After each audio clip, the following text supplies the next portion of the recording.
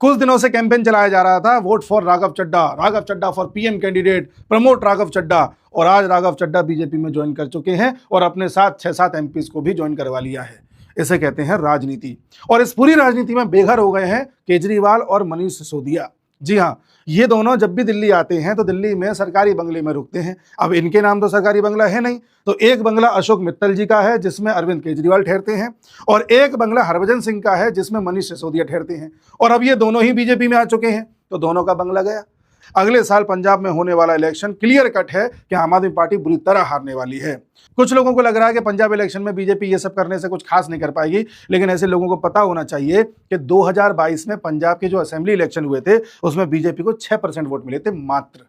और 2024 में जो लोकसभा इलेक्शन हुए उसमें बीजेपी को पंजाब में लगभग 18.5% वोट मिले हैं, यानी 3 गुना बढ़ोतरी। और इसी तरह से अगर 5-6% वोट और बढ़ जाएं तो बीजेपी सरकार में किंग मेकर हो सकती है। ये चल रहा है अभी चाणक्य के दिमाग में। ये तो पंजाब में हुआ ऑपरेशन लोटस है, और अभी तो बंगाल में भी दीदी को जाना है। और इस बार जिस तरह से पूरी बिसात बिछाई गई है बंगाल में, दीदी के जाते ही जो आखिरी हिंड्रेंस था विपक्ष का वो भी हट जाएगा। इसे कहते हैं चाणक्य, इसे कहते हैं अमित शाह। कुछ लोगों को यह भ्रम था कि राजनीति तो हमारी वजह से ही चल रही है, जनता तो सिर्फ हमारी ही सुनती है, हमसे बड़ा चाणक्य कोई नहीं है। जैसे ये अरविंद केजरीवाल, इनको लगता था कि इस जन्म में तो मोदी इनको हरा ही नहीं सकते। आज देख लीजिए क्या हाल है। उसी तरह से एक जमाने में शरद पवार और उद्धव ठाकरे को भी लगता था कि हम महाराष्ट्र की पॉलिटिक्स पर राज करते हैं। आज दोनों की पार्टी टूटी पड़ी है और कहीं भी अस्तित्व नहीं है।